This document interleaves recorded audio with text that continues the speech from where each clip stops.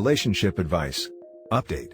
My 25 male, now ex-girlfriend, 22 female, cheated on me with my now former best friend, 24 male. This has been a pretty horrible week.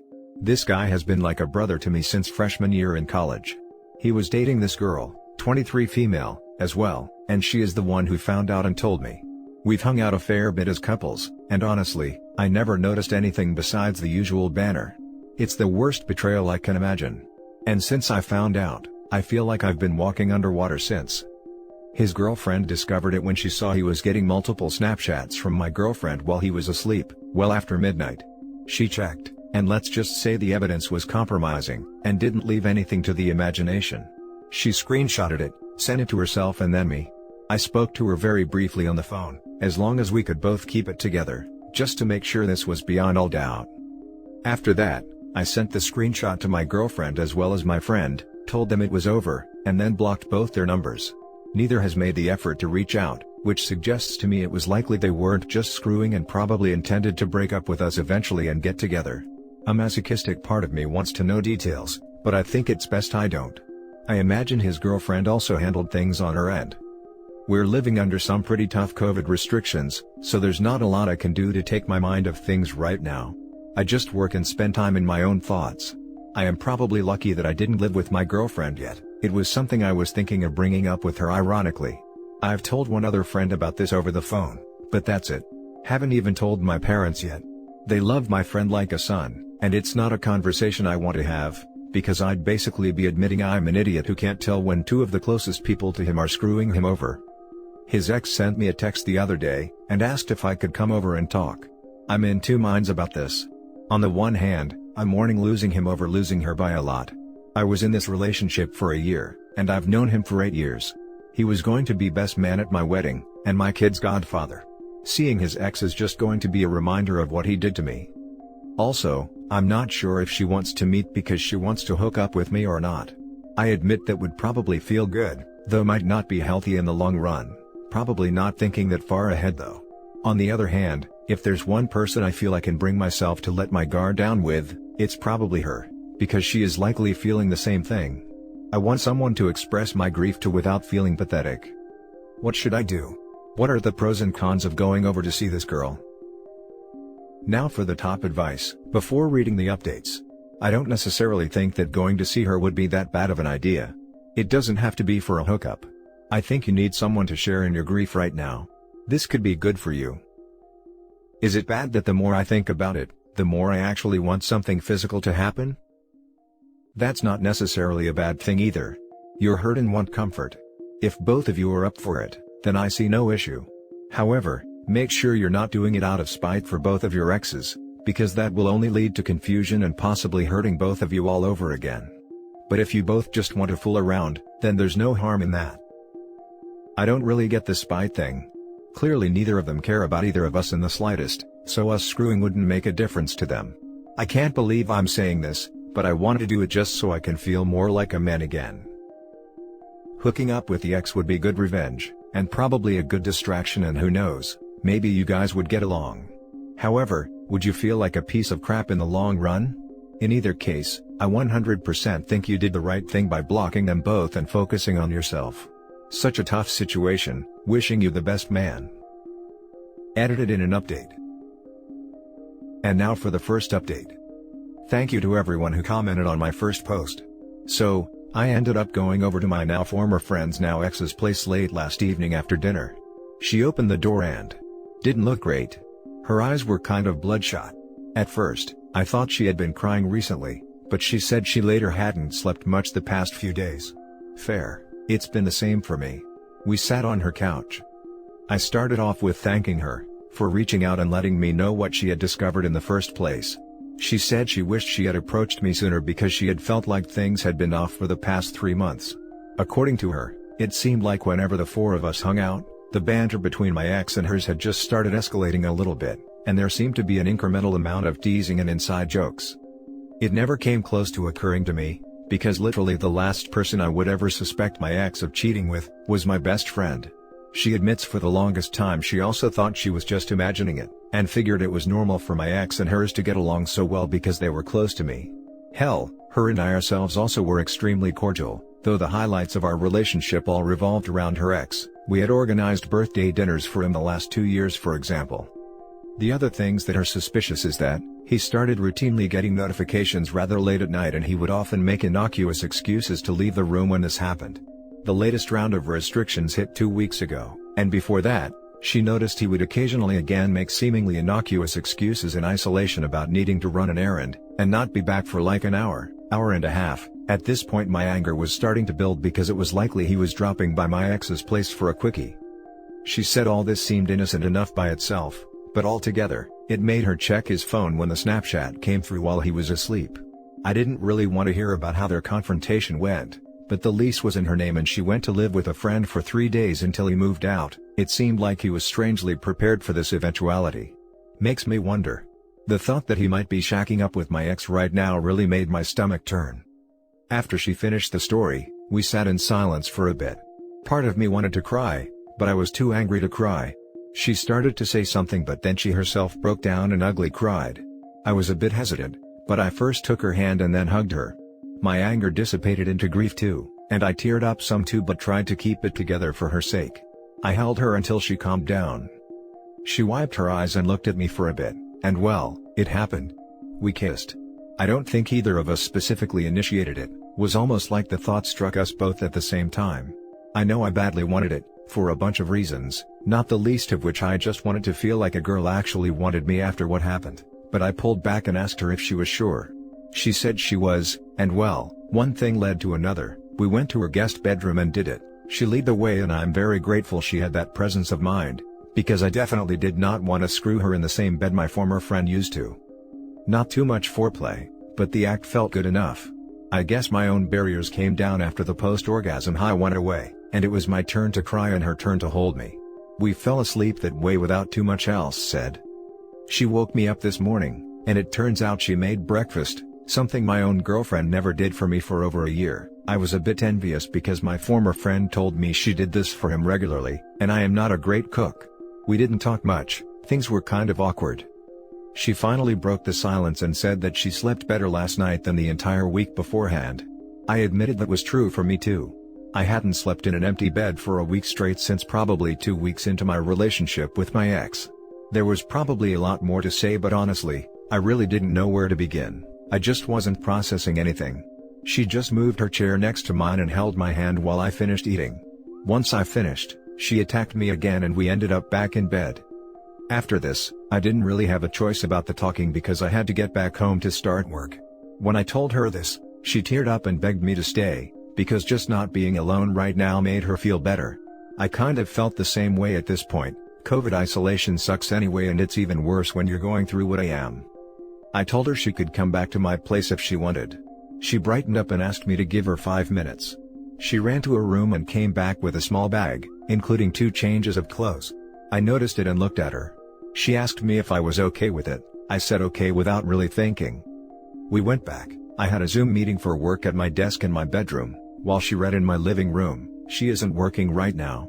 I came out for lunch and she kissed me, and while I was heating up some leftovers for us to eat lunch, she hugged me from behind with her chest pressed against my back. I won't lie, it just felt good. I don't know what else to say about it besides it felt good. It's mid-afternoon now and she's napping in my bed. I'm probably going to join her. I'm done early with work, and just spent the last 20 minutes typing this up. When I opened the fridge for lunch, it turned out she had brought a bunch of ingredients with her to make us dinner. I know some of what we're doing probably isn't the healthiest, and I wouldn't do it if it didn't make me feel better in the moment than I have the last week. We do need to talk, that was the whole point of my going over. All we really discussed was how she found out. But I am leaning towards letting her stay as long as she wants. In fact, I actively want her to at this point. COVID has made this whole situation worse because normally I'd be able to meet other friends and do other things. Under the circumstances, the pros of having her as round-the-clock company outweigh the cons. My place is probably the better spot for both of us because her breakup was more painful than mine, their relationship was thrice as long, and I myself don't want to be in a place that reminds me of my friend and the trust he betrayed. I'm just going to take it one day at a time. If anyone has any advice on what to do from here, let me know. Now for the second update. So, My former best friend's ex has spent the last 2 nights at my place. That first day, we napped together in the afternoon as we both slept horribly since everything went down. The way she clings to me while we're sleeping is honestly just tender and makes me feel all kinds of things. We woke up and had intercourse again, lol. She made dinner for us, and we spent the rest of the night just holding each other and watching Netflix. I probably could have gone another round, but she ended up crying again, and after she was done, I myself was too emotional to really want to do anything else other than cuddle and eventually fall asleep. I realized yesterday we really did need to talk. I decided to take the day off from work. I let her sleep in, and when she woke up, I finally sat her down. I started things off by saying that I was really glad she was here with me and that we were helping each other feel better. I emphasized that to me, this had nothing to do with our exes, and was not revenge acts. I wanted to be with her because it made me feel better, and I hoped it made her feel better too. She agreed that it definitely did, and that we were both dealing with a tremendous amount of hurt and trauma, and there wasn't anyone who could empathize better with us than each other. Which was why she wanted to stay till the end of quarantine, if I was okay with it. Dealing with what happened to us was going to take a while, and she wanted to be there for me, and have me be there for her. I was a bit taken aback, as she was basically talking about moving in with me for months, but I honestly felt the same way. Being alone in isolation the week after finding out was hell for me, and that was before I had even started to process what had happened. I was still thinking, and she told me she was moving out of her apartment regardless. She couldn't afford the rent without a job and without her ex, and she had a couple of potential subletters lined up before we met. She was planning on moving in with a friend, but she'd rather be with me. She could leave most of her things with her friend given my apartment was small, and if either of us needed space, she'd go there temporarily. She had taken my hand at this point and was starting to get a bit tearful. I finally agreed that this was a good arrangement. It all felt kind of crazy, but I was just thinking on emotion. She kissed me, hugged me really tightly, and we ended up doing it again. After this, she told me she was going to start going on birth control again so I wouldn't have to use a condom. I really wasn't expecting that. With that settled, we just spent the day together. Cuddled, watched some Netflix, and worked out together. I have some equipment in my apartment, part of why things are so cramped. We went for a walk to buy groceries. She insisted on paying, and cooked again. I haven't brought it up with her yet, but instead of splitting the rent, I was thinking of just letting her pay for groceries since she seems to like to cook anyway. Today, I took another day off from work. I have a lot saved up since it's not like I had the opportunity to use them much since the pandemic started, and we drove to her apartment where we met the friend who was going to store the bulk of her stuff. I'm now back at my place with the stuff she's keeping with us, and her friend is going to drop her back once she drops off the rest. I don't really know how I feel, except a lot better than I did when I made my first post. I'm just not sure if I should be doing this just because it feels good. I know I don't want to be alone, so for that reason alone in my gut I feel like this is the right call, but are things moving too fast? She's probably shown me more affection outside intercourse in 3 days than my ex did in the last 3 months of our relationships. Between the cooking and her desire to let me have unprotected action with her, everything feels kind of domestic. Which ironically, I never felt with my ex. I figure varying degrees of quarantine measures will last another 3 or so months, before vaccinations start to make things significantly better. At that point, perhaps she'll move out and we can take another look at things, perhaps try dating the traditional way if we want to. At this point I can't imagine not wanting to as long as the grief I'm feeling now is not a factor then. Hell, maybe we don't even need to do that and she can just stay on with me. I don't know, I am probably thinking too far ahead. I am nervous because of how unusual the situation is, but it still feels like the right call in my gut. I don't know exactly how I feel about her, except that I care about her and want her around because she makes me feel better and I want to do the same for her. Anyone have any advice? Anything I'm missing? Now for some closing advice. The unprotected ex thing is a beacon for trouble down the line, especially if you've both been cheated on. Probably should wear protection until you get tested, and make sure there's birth control in place. Maybe it will work out, but you guys really aren't in the right frame of mind to be making long-term decisions about a relationship or moving in together. This is way too fast. Thank you for pointing it out. I always used protection with my ex, and last I talked about it to my former friend, he and his ex always did too.